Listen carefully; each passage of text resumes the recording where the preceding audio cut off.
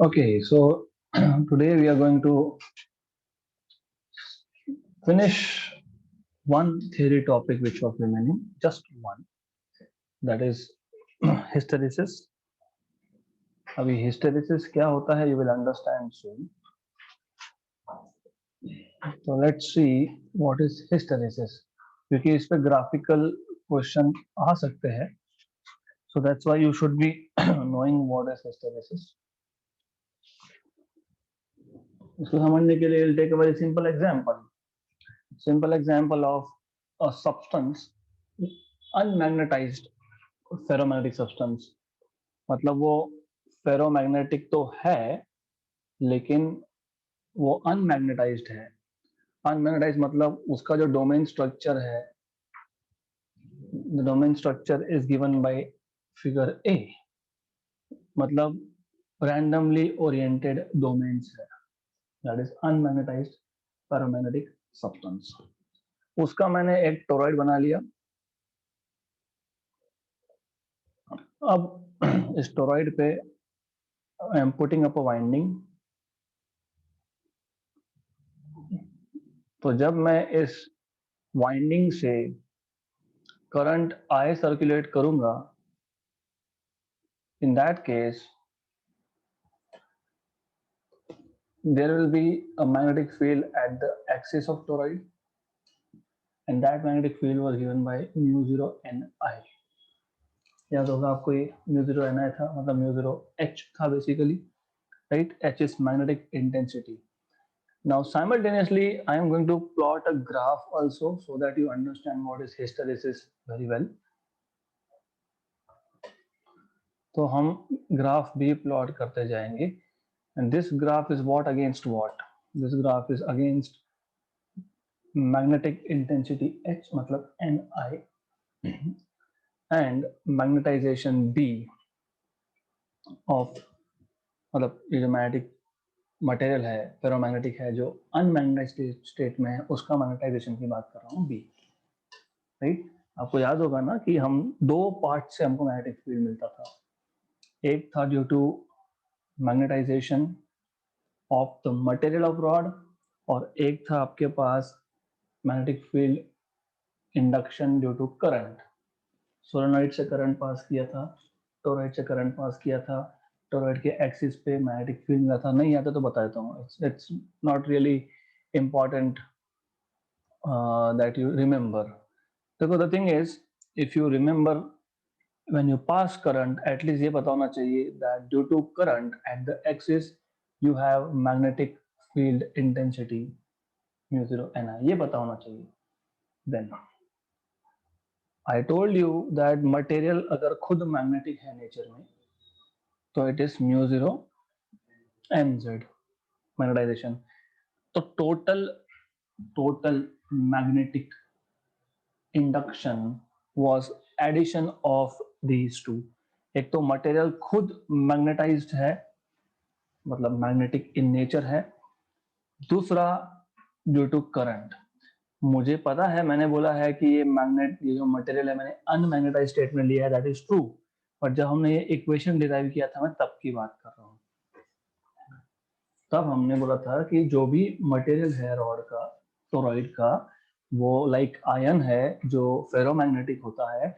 मतलब वहां पे उस मटेरियल में net dipole moment per unit volume है. There is no cancellation, right? No complete cancellation of magnetic moments, so it is permanent magnet type of material, right?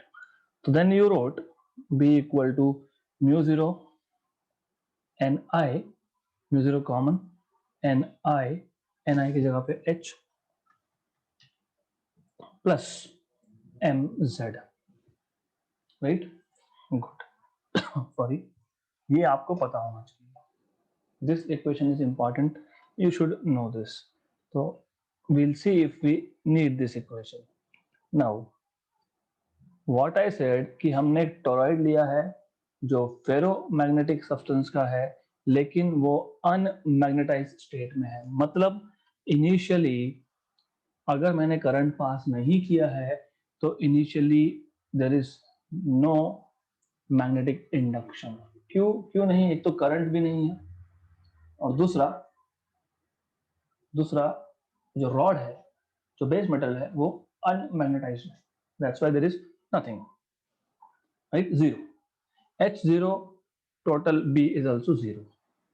Okay, now when I start circulating current through this coil, मतलब मैं I की value बढ़ा रहा हूं, मतलब मैं in reality H की value बढ़ा रहा हूं, because H is an I, right. तो क्या होगा, with increase in H, B also increases, total magnetic induction at the axis increases because of two reasons. One, ये आपको याद है, this is we just rote B0 plus BM, current बढ़ाने का मतलब है कि ये बढ़ाना, why, because I am writing again, it is μ0 Ni, current बढ़ाना मतलब H बढ़ाना, मतलब B0 को इंक्रीज करना, यहाँ तक क्लियर, राइट। तो इसका मतलब कि एक्सिस पे मैग्नेटिक फील्ड बनने लगा है, राइट, किसकी वजह से, करंट की वजह से। साथ में क्योंकि अब इफ यू रिमेंबर थियरी, इसलिए थियरी इंपॉर्टेंट भी होता है, इफ यू रिमेंबर मैंने आपको बताया था दैट फेरोमैग्नेट्स परमानेंट मैग्नेट क्यों होते हैं, क्योंकि वो एक्सटर्नल मैग्नेटिक फील्ड में रखे होते हैं, तो वो एक्सटर्नल मैग्नेटिक फील्ड क्या करता है, डोमेन स्ट्रक्चर को डिस्ट्रॉय कर देता है, राइट। तो पहले तो मैग्नेटिक फील्ड नहीं था, but as soon as you started increasing current, you are increasing B not, मतलब इंक्रीजिंग एच ऑल्सो, तो with increasing H you have started getting some magnetic field at the center of toroid, मतलब H के साथ साथ domain structure भी destroy होने लगा, और they started orienting, this domain started orienting themselves in a given direction. तो जैसे जैसे H बढ़ेगा वैसे वैसे B भी बढ़ेगा, and then at some value of H B becomes constant। क्यों, क्योंकि this situation is right now, मतलब सारे के सारे डोमेन्स अलाइन हो गए, राइट, अलाइन हो गए, डोमेन स्ट्रक्चर डिस्ट्रॉय हो गया, ऐसे ही बोल सकते हो। इसको बोलते हैं saturation. So O point was when there was zero magnetization, magnetic field। यहाँ जो पॉइंट है, I am following just some notation, ये जो पॉइंट है इसको A बोलेंगे, this is point of saturation. क्यों, क्योंकि इसके बाद doesn't matter how much current I increase, मतलब how much H I increase, सारे के सारे डोमेन अलाइन हो चुके हैं, तो बी अब बढ़ने वाला नहीं है, राइट। बी मतलब टोटल है, ओके, तो you have to understand this कि ये बढ़ने वाला नहीं है। या फिर ऐसा करता हूँ जस्ट फॉर योर अंडरस्टैंडिंग, मैं इसको बोल देता हूँ लेट अस से मटेरियल का मैग्नेटाइजेशन, वो भी बोल सकते हो, मटेरियल का मैग्नेटिक फील्ड, राइट। नाउ अब तो ये इसका जो डायरेक्शन था, इसका डायरेक्शन ये था। Now what happens is, now I start reducing current, हम अब करंट कम करते जाएंगे, ओके। तो कम करंट कम करते गए करते गए करते गए, तो एट जीरो करंट ये पॉइंट आ गया जीरो करंट का, ओके। तो जीरो करंट मतलब एच जीरो, लेकिन बी जीरो नहीं हुआ। बी जीरो क्यों नहीं हुआ, क्योंकि जैसे मैंने करंट कम किए, आपको पता है कि फेरोमैग्नेट्स में एक बार डोमेन स्ट्रक्चर अलाइन हो गया है, तो डोमेन स्ट्रक्चर डिलीट हो गया, डिस्ट्रॉय हो गया, तो वापस डोमेन तो नहीं बनते, but you may have some of this dipoles misaligning, some मतलब मैक्सिमम अलाइनमेंट तो अभी भी है, राइट। इसका मतलब even at zero current you still have magnetic induction. H zero कर भी दिया, फिर भी वापस से अब बी जीरो नहीं हो रहा है, मतलब सेम पाथ के अलोंग वापस ट्रेसिंग नहीं होगा, राइट। तो अब जब मैं करंट डिक्रीज कर रहा हूं, देखो इनिशियल जीरो करंट के लिए जीरो बी था, फिर हम बढ़ाते गए सैचुरेशन पॉइंट आया, अब हम करंट कम कर रहे हैं लेकिन बी जीरो नहीं हो रहा है, मतलब at point B this material still have magnetic properties, इसलिए इसको बोलते हैं, बी पॉइंट को बोलते हैं रिटेंटिविटी, मतलब उसने मैग्नेटिक प्रॉपर्टीज को रिटेन कर लिया, या फिर इसको बोलते हैं remanence. Okay, right. Now after point B, ये जो बी पॉइंट था समवेयर हियर, जो बी पॉइंट था, इसके बाद बी पॉइंट पे करंट जीरो है, ये ध्यान रखो, क्योंकि बी पॉइंट कहाँ पे है, वाई एक्सिस पे है, मतलब इस एक्सिस पे, वाई एक्सिस पे पॉइंट हुआ तो एक्स की वैल्यू जीरो होती है, this is what I am saying. तो करंट जीरो मतलब मैग्नेटिक इंटेंसिटी जीरो, मतलब external magnetic field due to current zero. अब मैं अगर रिवर्स डायरेक्शन में करंट बढ़ाता हूं, पॉजिटिव करंट, मतलब for example electrons are moving from left to right, मतलब conventional current is from right to left. अब रिवर्स डायरेक्शन में करंट करना मतलब बैटरी की पोलैरिटी को चेंज करना, मतलब इलेक्ट्रॉन राइट टू लेफ्ट आएंगे और conventional current left to right जाएगा। मतलब इन शॉर्ट मैंने सिर्फ क्या किया, मैंने बैटरी की पोलैरिटी को चेंज किया। पहले ये सिचुएशन था, तो अब मैंने बैटरी की पोलैरिटी को चेंज किया, मतलब रिवर्स करंट मिलना चालू होगा, current in the reverse direction मिलना शुरू होगा, right. Then what we notice is, reverse direction में करंट आया, you get something like this. Then you reach at a point C. Now what we say is H is not zero but B is zero. B zero का होने का मतलब ये है कि ये जो इंडिविजुअल डायपोल मोमेंट थे, individual, okay, individual dipole moment जो थे, they are randomly oriented. Now मैं ग्रुप्स की बात नहीं कर सकता क्योंकि डोमेन स्ट्रक्चर डिस्ट्रॉय हो गया है, पर यहाँ पे जो इंडिविजुअल डायपोल मोमेंट है, दे आर रैंडमली ओरिएंटेड, सारे के सारे, इसलिए B बिकम्स जीरो। ये क्यों हो रहा है, ये हम फोर्स कर रहे हैं। फोर्स कैसे कर रहे हैं, एक्सटर्नल मैग्नेटिक फील्ड में अगर आप किसी भी मैग्नेटिक मटेरियल को रखोगे तो एक्सटर्नल मैग्नेटिक फील्ड उस मैग्नेटिक मटेरियल का जो डायपोल मोमेंट है उसका ओरिएंटेशन चेंज कर सकता है, it is capable of doing it. Okay, फिर नहीं तो आप बोलोगे कि सर फेरोमैग्नेट तो परमानेंट मैग्नेट होता है। Yes, in absence of external field its magnetic properties remains unaltered। यहाँ पे मैं I चेंज कर रहा हूँ, मतलब मैं एक्सटर्नल फील्ड H चेंज कर रहा हूँ, तो एक्सटर्नल फील्ड में तो मैग्नेटिक प्रॉपर्टी वेरी हो सकती है। तो जो C पॉइंट है जहाँ पे B जीरो हो गया और H जीरो नहीं है, इसको एक नाम है, and according to the book they are saying coercivity. Okay, now as you decrease current further, कौन सा current, of course current in reverse direction further, तो फिर वापस से you will see this kind of trend. मतलब magnetization of this base material will start reversing after point C. मतलब जो base material का मैग्नेटिक फील्ड था उसका डायरेक्शन उल्टा होने लग गया, इसलिए तो नेगेटिव एक्सिस में गया ना। गुड, फिर नेगेटिव साइड में भी सैचुरेशन पॉइंट आता है, डी पॉइंट। अब कितना भी मैं रिवर्स करंट बढ़ा दूं, इट स्टिल रिमेन्स कांस्टेंट। फिर हम क्या करते हैं, हम वापस से यहाँ पे करंट को फॉरवर्ड डायरेक्शन में ले जाते हैं, and again we get something like this structure. तो ऐसा जाएगा, this is called as hysteresis. Domain structure से समझाया है मैंने आपको, okay. Books they don't tell you domain structure because confusion create होता है। एक बार डोमेन स्ट्रक्चर डिस्ट्रॉय हो गया तो हो गया, it's never coming back, right. But to understand this concept can be best understood with the help of domain structure.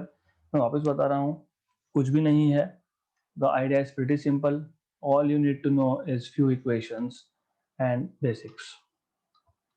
Situation हमारे पास ये था, हमारे पास जो मटेरियल है वो फेरोमैग्नेट है but that ferromagnet is in unmagnetized state. अगर उसमें मैग्नेटिक प्रॉपर्टीज इंड्यूस करनी होगी तो हमको एक्सटर्नल मैग्नेटिक फील्ड में उसको रखना पड़ेगा।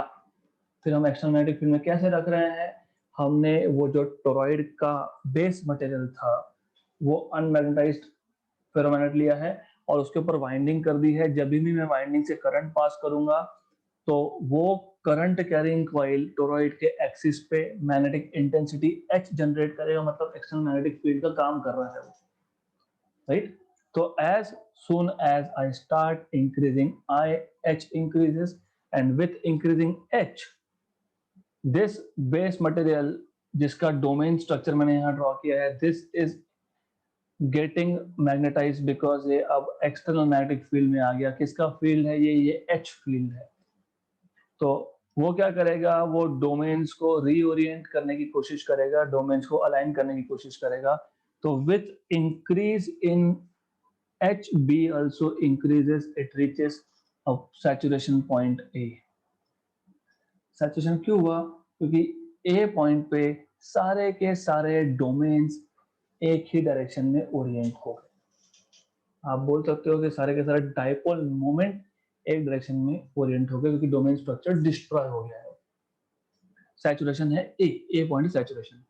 Now I wanted to check कि मैं अगर वापस से करंट मतलब H को जीरो कर रहा हूं तो B जीरो होता है क्या? वी कैन ऑफ कोर्स, क्योंकि करंट तो हम कंट्रोल करने वाले हैं ना। तो when we try doing this we see कि it is not happening. I zero मतलब H जीरो, फिर भी जो मटेरियल है वो अभी भी सम मैग्नेटिक प्रॉपर्टीज रिटेन कर रहा है, इसलिए बी पॉइंट को हम बोलते हैं रिटेंटिविटी या फिर रेमनेंस, राइट? तो अब हमने सोचा कि अभी करंट तो जीरो हो गया, अब करंट का डायरेक्शन रिवर्स करके देखते हैं। तो when you reverse this direction you see that this at some point C B becomes zero but H is not going to zero। पर initial condition क्या था? दोनों जीरो थे। तो अब B पॉइंट पे H जीरो हुआ लेकिन B जीरो नहीं हुआ, C पॉइंट पे B जीरो हुआ लेकिन H जीरो नहीं हुआ। इसको बोलते हैं this point is called as coercivity. फिर मैं अगर करंट रिवर्स करंट और ज्यादा बढ़ाता हूं तो I see that this is going something like this. Okay, फिर यहाँ पे सैचुरेशन आ गया। फिर जैसे जैसे करंट बढ़ाओगे तो by the way arrow heads do matter a lot here. तो लूप्स में एरो मैटर करते हैं। तो जैसे जैसे आप करंट बढ़ाओगे तो you get this kind of a loop structure. This is called as hysteresis. Okay, तो इस पे अगर क्वेश्चन आया तो I want you to know, आ सकता है, आता भी है, right? So this was the last theory topic which was remaining for magnetism. So we are going to start with some questions of NEET exam, previously asked NEET exams. Right, so first question, an iron rod of length L। तो पहले मैं iron rod ले लेता हूं of length L, फिर बाद में बात करते हैं आगे की। तो ये है iron rod of length L and magnetic moment M is bent in the form of a semicircle। मतलब मैंने इस रॉड को बेंड करके एक सेमी सर्कल बनाया है।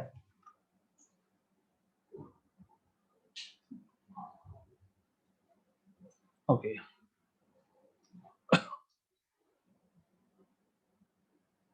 so I am making a semicircle from this, right? So let's say इसका radius मैं R ले लेता हूँ, radius is R। Initial length L था, मैग्नेटिक मोमेंट M था। ओके, अब सेकेंड केस में what is magnetic moment M dash? ये आपसे पूछा है। Question is simple but you have to solve this under certain assumptions. हमको पता है मैग्नेटिक मोमेंट का फॉर्मूला क्या होता है।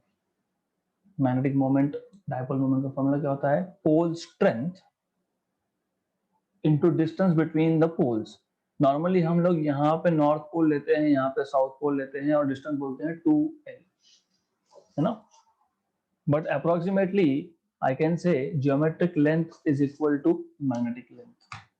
और मैग्नेटिक लेंथ मतलब पोल टू पोल डिस्टेंस, और पोल टू पोल डिस्टेंस मैं यहाँ ले रहा हूँ l। समझा क्या ये? जिनको नहीं समझा मैं उसको रिपीट कर रहा हूँ।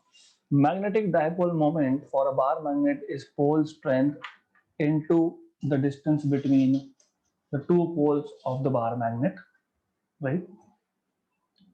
यहाँ पे हमको मैग्नेटिक लेंथ के बारे में कुछ नहीं बोला है, हमको बोला है आयरन रॉड है, आयरन रॉड है, बार मैग्नेट है, ये भी नहीं बोला है। ओके, तो हम अज्यूम करेंगे कि iron rod it is acting as a bar magnet. तो 2l इसके बारे में कुछ नहीं बोला है, पर मैं अप्रोक्सीमेटली बोल ही सकता हूँ ना कि 2l जो ये डिस्टेंस था it is approximately equal to l, मतलब magnetic length is equal to geometric length approximately. तो मैंने ये अंडर दैट असम्पशन मैंने ये लिखा है। ओके, क्लियर यहाँ तक? Now m dash in the second case it will be again pole strength into again the distance from this to this।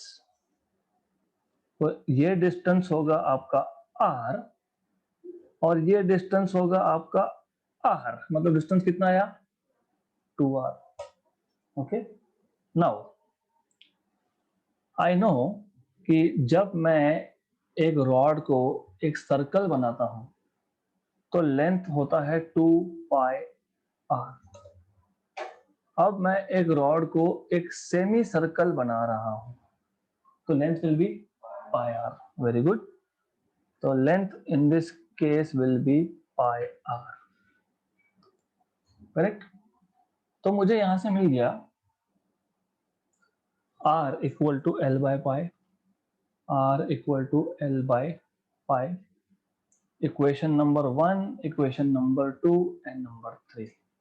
So from equation number 2 and 3 what I can write is m dash equal to qm 2r, that is 2l by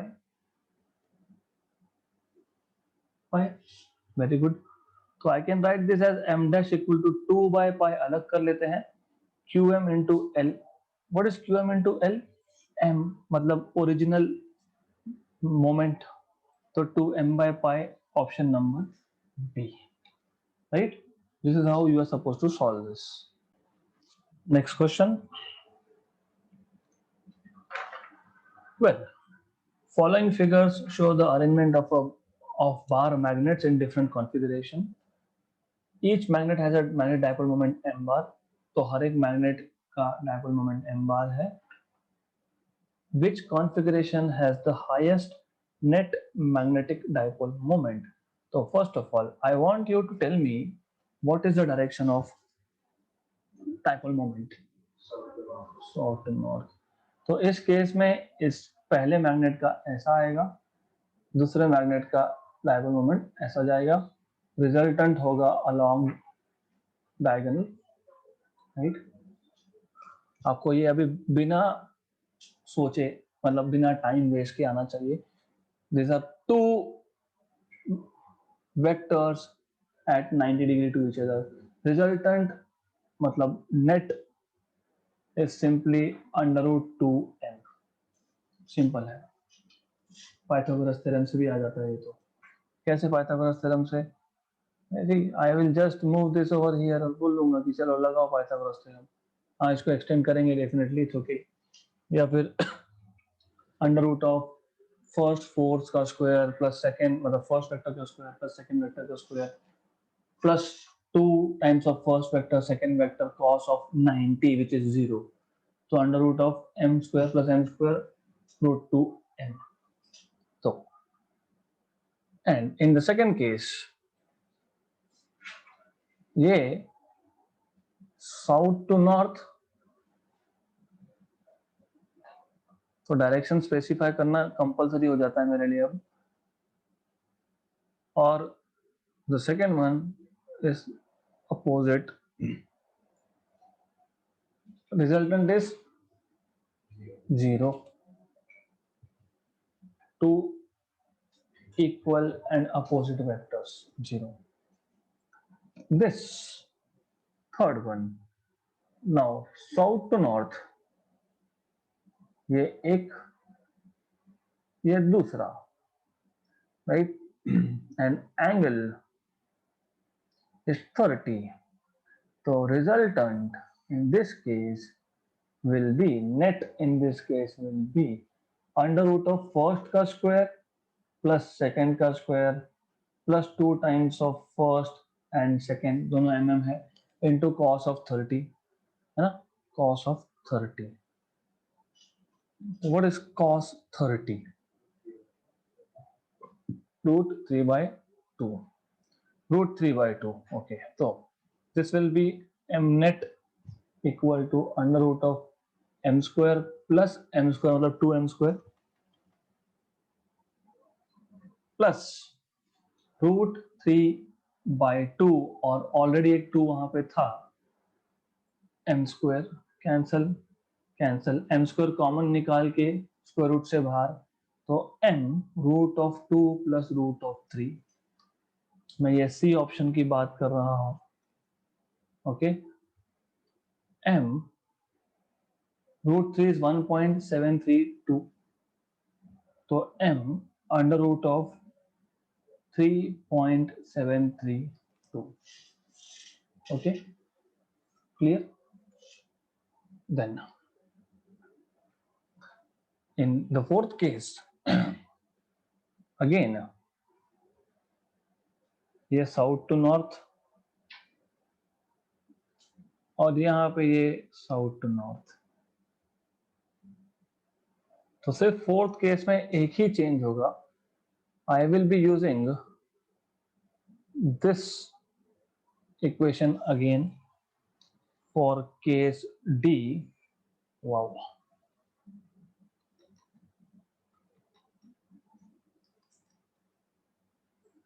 so for case D I will be using the same, सिर्फ यहाँ पे क्या है कि cos 30 की जगह पे cos 60 होगा, cos 60 is half, है ना, half और half cancel, under root of 3m, solve करने के बाद under root of 3m, under root of 3 is 1.732, well इतना कुछ करने की जरूरत है नहीं वैसे, तो you can see which one turns out to be the maximum. आपको हाईएस्ट ही बोला है ना, रूट 2, रूट 3, रूट 3.732, सबसे ज्यादा कौन सा आएगा, ऑप्शन नंबर ए, हाँ नीचे का ए, राइट, है ना, नीचे का ए, मतलब डायग्राम नंबर सी, गुड, तो फिर ठीक है, so you will have option number A, okay, good. This is how you can solve this particular question. If you know trigonometry, if you know vectors, दो वेक्टर्स का resultant में under root of first vector square plus second vector square plus 2 times of first vector second vector into cos of theta. If you know that cos 0 is how much, 1, उसके बाद cos 30, good, तो cos 45 1 by root 2, मतलब 0 से जैसे 90 की तरफ जा रहा है, cos की वैल्यू कम हो रही है, right. Now if you can connect this 4 diagrams with this general formula, पहले का दोनों को तो m square plus m square मतलब 2m स्क्वायर आएगा ही, प्लस, है ना, ये पहले दो टर्म्स का है, f1 square a square plus b square से है, first vector square plus second vector, 2 times of first vector second vector, good, cos of theta. ये आ गया आपका जनरल फॉर्मूला। इसको मैं और जनरल बना सकता हूँ, कैसे? I can further simplify it by taking out m square and 2 common. So what I can do here is I can directly write down this as under root of 2 m under root of 1 plus cos theta. नहीं तो फिर ऐसा करो, सिर्फ m को बाहर लिखो, 2 times of 1 plus cos theta. Okay, now check angles. cos 90 0, मतलब √2 आ गया। फिर ये तो cos 180 है, 1 minus 1 अंदर 0, क्योंकि cos 180 is -1, तो ब्रैकेट में 1 और ये -1, 0 गया। Okay, now 30, put 30, sin cos 30 जो भी आएगा, this is how you can solve. तो ये डायरेक्टली फॉर्मूला यूज करते तो भी आप सॉल्व इमीडिएटली कर सकते थे। This is provided both magnets have same magnetic dipole moment. बहुत शॉर्टकट हो गया फिर ये।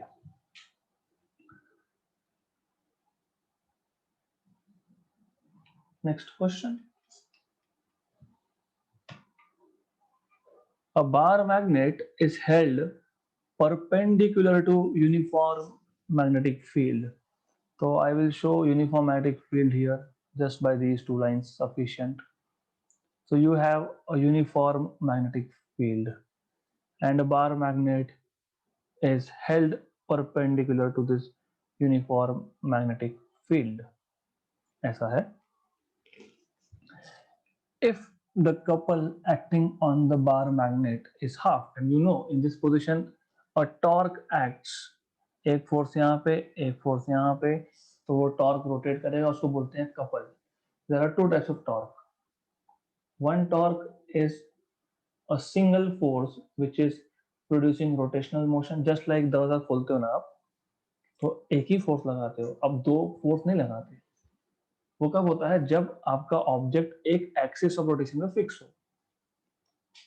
या फिर कपल मतलब two equal and opposite forces but acting at two different points, just like if I take this remote control here, I'll apply one force upward and other downward, equal but opposite and acting at two different points, so it can also produce rotation. तो ये torque को couple, moment of couple बोलते हैं। पहला जो बताया था single force, उसको मोमेंट ऑफ फोर्स बोलते हैं।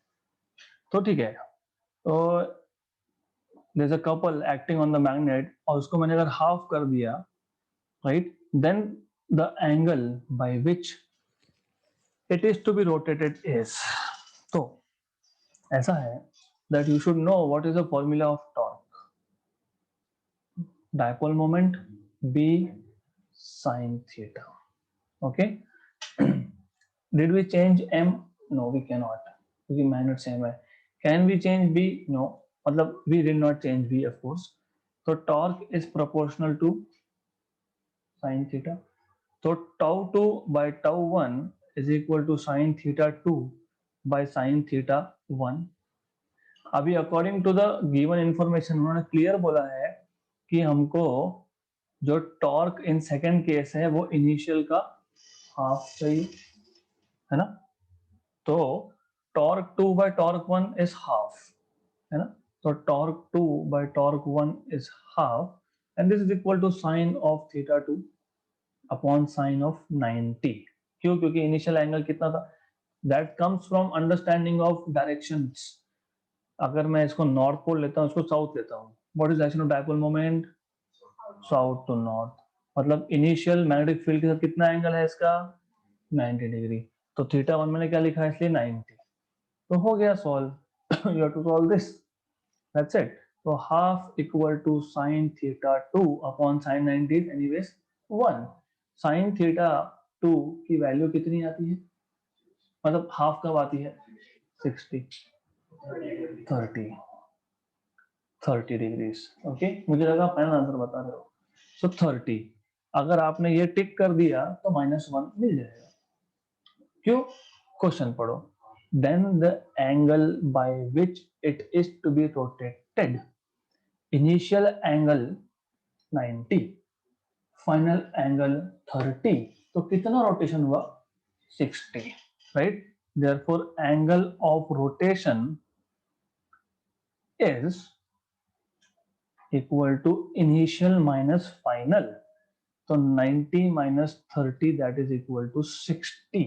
तो ऑप्शन नंबर सी आएगा, क्योंकि हमको एंगल ऑफ रोटेशन पूछा है, फाइनल एंगल नहीं पूछा.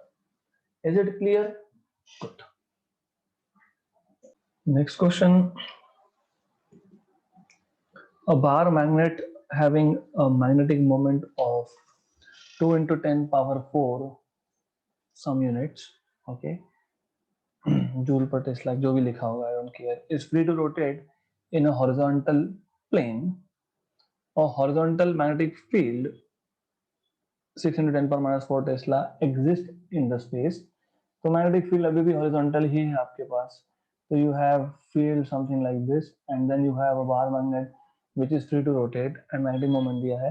The work done in taking the magnet slowly from a direction parallel to the field to a direction 60 degree from the field.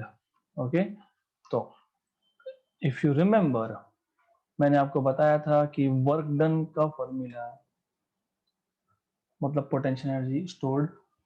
मैंने इलेक्ट्रोस्टैटिक्स में भी बताया था, मैंने आपको यही चीज बोला था कि it is applicable in the same way. इसको अगर आप याद नहीं रख सकते हो तो आई जस्ट टेल यू, कम से कम इलेक्ट्रिक फील्ड का याद होना चाहिए. It is just M B, electric field is PE, cos of initial angle minus cos of final angle. M B, M की वैल्यू है 2 इंटू 10 पावर 4 और बी की वैल्यू है 6 इंटू 10 पावर माइनस 4. हमारा काम आसान कर दिया, कैंसल कैंसल. इनिशियल ओरिएंटेशन क्या था बोला है, from a direction parallel to the field 0. तो इनिशियल एंगल क्या था 0, तो कॉस ऑफ 0. फाइनल एंगल कितना है 60, है ना. तो ये आ जाएगा आपका 2 into 6 12, cos 0 1, cos 60 half. 1 minus half is half. 12 by 2 is 6. So 6 joule will be the answer. Next question. A short bar magnet of magnetic moment is placed in a uniform magnetic field of 0.16 Tesla. The magnet is in stable equilibrium when the potential energy is. Stable equilibrium मैंने आपको electric dipole के case में बताया था. Stable equilibrium और most unstable position. Most stable और unstable position कैसे निकालते हैं? I will give you analogy with respect to electric field first, मतलब electric dipole. We have this as electric field. We can simply say this is also magnetic field. Same ही होता है लगभग. Electric field का direction क्या होता है? From positive to negative. ये पॉजिटिव चार्ज है, तो सिमिलरली मैग्नेटिक फील्ड का डायरेक्शन क्या होता है? North to south, north to south. तो अगर ये प्लस क्यू एम है तो यहाँ पे ये नॉर्थ पोल है बार मैग्नेट का. Charge plus Q, electric dipole, north pole for magnet. मैं दोनों चीजों को साथ में बता रहा हूँ, इतना ही है, राइट. यहाँ पे अगर ये माइनस क्यू चार्ज है तो ये साउथ पोल है, राइट. मोस्ट स्टेबल पोजीशन कब होगा? when will be the most stable position? Parallel, anti-parallel नहीं. Most stable position will be when north pole of bar magnet is facing the south of external field and south is facing the north, या फिर plus q charge is facing minus, मतलब plus q positive charge is in the direction of field. Okay, ये most stable position होती है, right. तो most stable position में final angle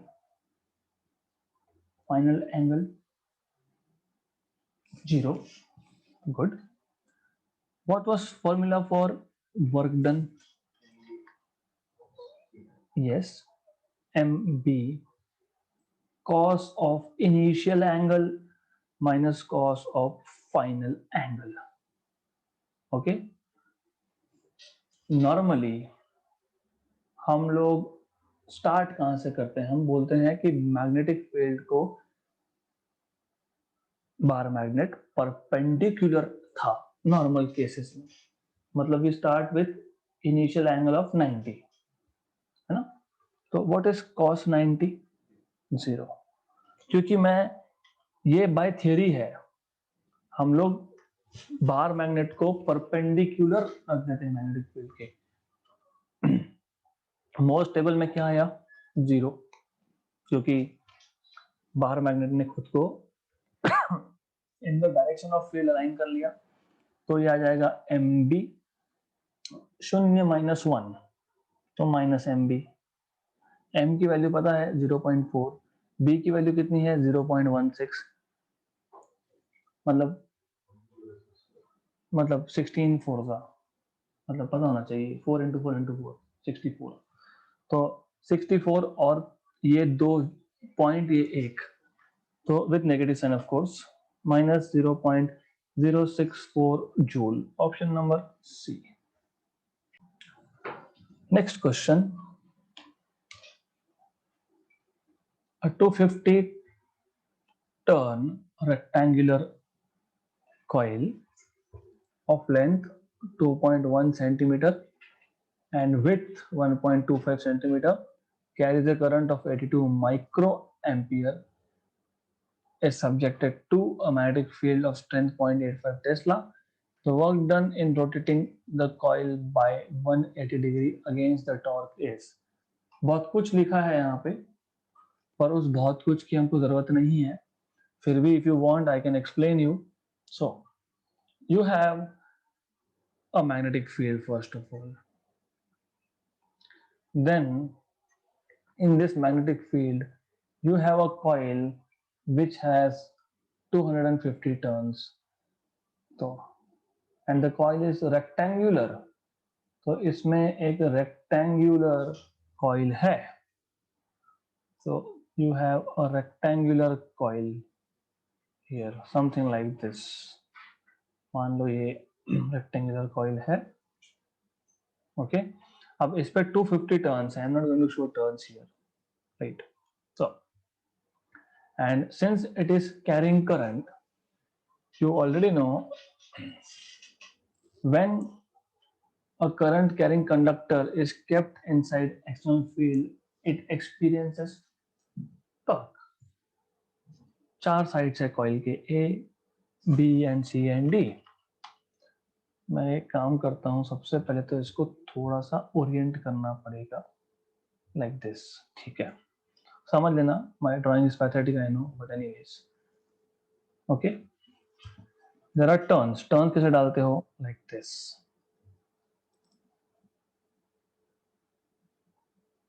ऐसे turns होंगे उसके ऊपर। नाउ जब करंट पास होगा तो जो साइड मतलब मैग्नेटिक फील्ड को पैरेलल है, फोर्स इज 0। ये हमने गैल्वेनोमीटर में भी सीखा था। Why? Force acting on a current carrying conductor is BIL sine theta, BIL sine theta, sine 90 sine 0 0, sine 180 0, है ना? तो बिल साइन थीटा, अभी मैग्नेटिक फील्ड का डायरेक्शन भी ये और करंट का डायरेक्शन भी ये, एंगल कितना? 0, साइन 0 कितना? 0, मतलब AB साइड पे कोई फोर्स नहीं है, सिमिलरली CD साइड पे भी कोई फोर्स नहीं है। तो फोर्स कहाँ पे है? AD और BC पे। AD पे जो फोर्स लग रहा है वो आउटवर्ड्स होगा और BC पे जो होगा वो इनवर्ड्स होगा, मतलब अपोजिट है, मैं इतना बोलना चाहता हूँ। So there is torque. अब उन्होंने पूछा है how much is the work done for rotating the coil by 180 degree against, मतलब in short they are just telling you to use this formula, MB cos of initial angle minus cos of final angle। in short that I need you to do this, right?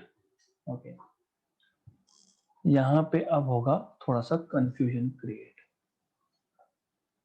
कैसे solve करेंगे? What initial angle will you be taking? तो बाहर magnet नहीं है, अभी तो coil है।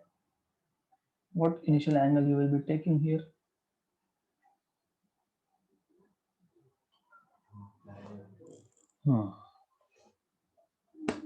y0.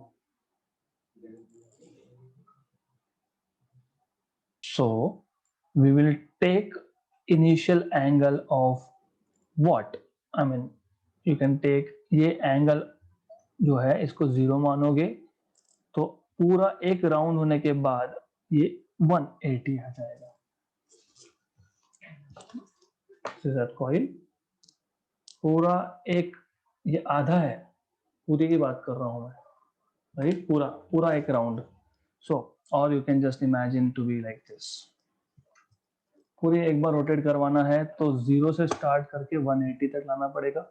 It is just because that we are drawing 3 dimensional diagrams on 2 dimension, थोड़ा इमेजिनेशन बढ़ाना पड़ेगा, राइट? तो ऐसे केसेस में इनिशियल एंगल 0 ले लेना।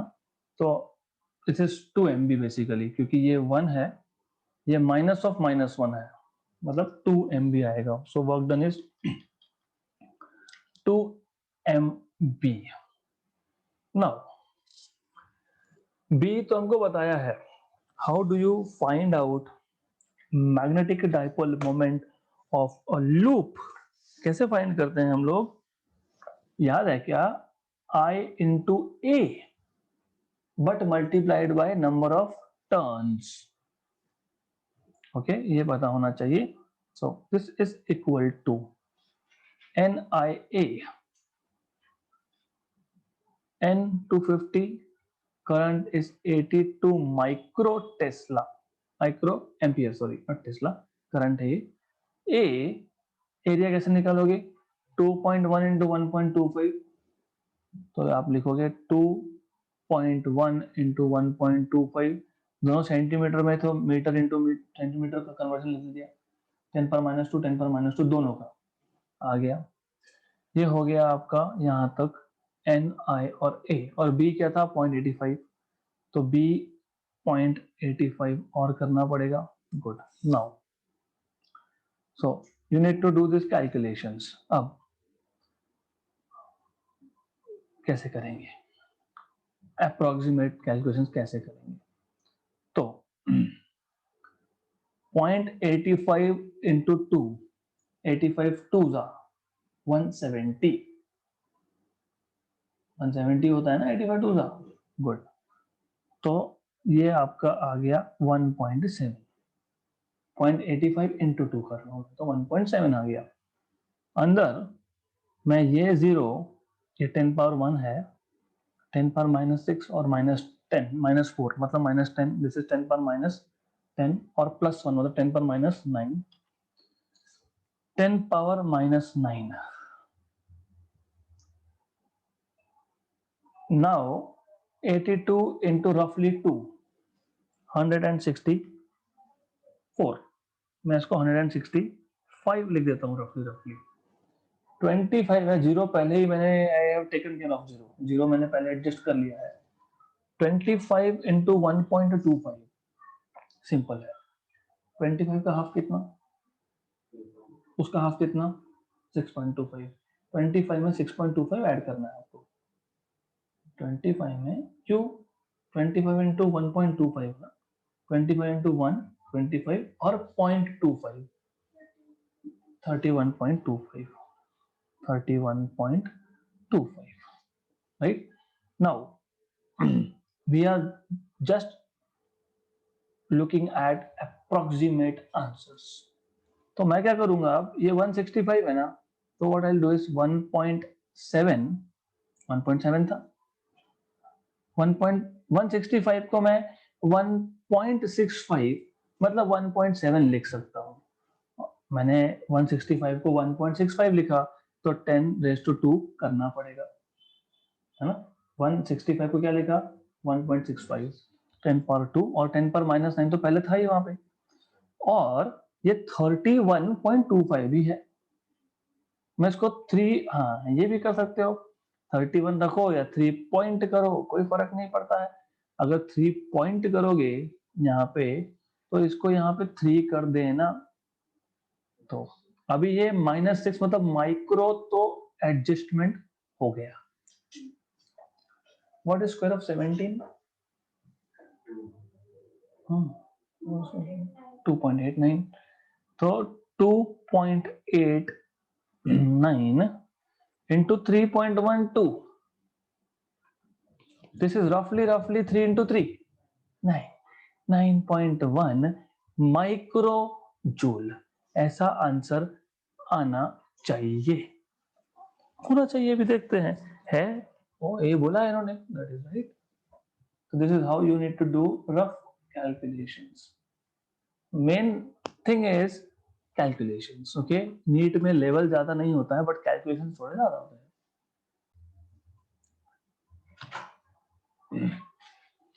A bar magnet is hung by a thin cotton thread in a uniform horizontal magnetic field and is in equilibrium state. The energy required to rotate it by 60 degrees is W. Now the torque required to keep the magnet in this position is, ये हमने solve किया है, √3W ऐसा answer आया था हमारा। We have solved this for sure, okay? तो this is already done. सिर्फ थोड़ा सा क्वेश्चन पूछने का तरीका अलग है, and I don't know if I can find it, but we have solved it, क्योंकि मुझे याद आ रहा है √3W ऐसा कहीं तो हमने देखा था। √3W, we have seen this. So let me spend few minutes. I think yes, same type of question, सिर्फ यहाँ पे मैग्नेटिक नीडल है, वहां पे बार मैग्नेट है, और मैग्नेटिक नीडल तो बार मैग्नेट के जैसा ही पॉइंट करता है। So the question is already solved, so I am not going to repeat that. So this was already solved. Okay, next question. A bar magnet is oscillating in the Earth's magnetic field with a period t. What happens to its period and motion if its mass is quadrupled? देखो ऐसा है कि मैंने कल ही बताया था, time period is 2 pi under root of I upon m into B. अगर वर्टिकल प्लेन में वाइब्रेट होगा, वो नीडल का केस था या बार मैग्नेट केस है। जनरल फॉर्मूला है ये। अगर आपको स्पेसिफिकली बताया होगा कि you have magnetic needle which is oscillating in vertical plane, तो यहाँ पे v लिखोगे, हॉरिजॉन्टल प्लेन तो यहाँ पे h लिखोगे, क्योंकि जनरल फॉर्मूला यही होता है, right? What was I hear? Moment of inertia, ये पता होना चाहिए। What was m here? Magnetic dipole moment. Okay, good. तो हमारे पास बार मैग्नेट जो है वही है, हमने चेंज किया क्या? नहीं, कांस्टेंट।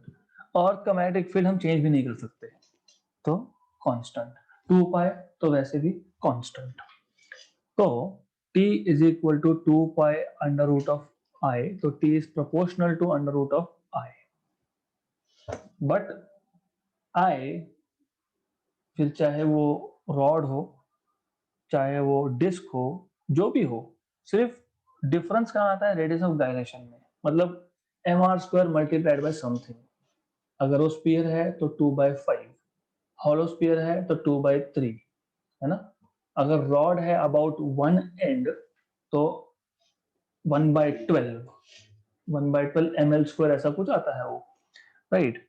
तो इसका मतलब I, but I is proportional to m, therefore time period is proportional to √m. Is it clear? Good. हमको पूछा है कि अगर मास को क्वाड्रपल किया तो T2/T1 is root of m2/m1, but m2/m1 is 4, क्योंकि m2 is 4 times of m1 ऐसा बोला है। मास को क्वाड्रपल किया है ना, तो under root of 4 that is 2। क्यों? क्योंकि since according to the question m2 is 4 times of m1, quadruple करना, तो T2/T1 is 2, तो T2 is equal to 2 times of T1. तो motion remains SHM with time period of 2t, right?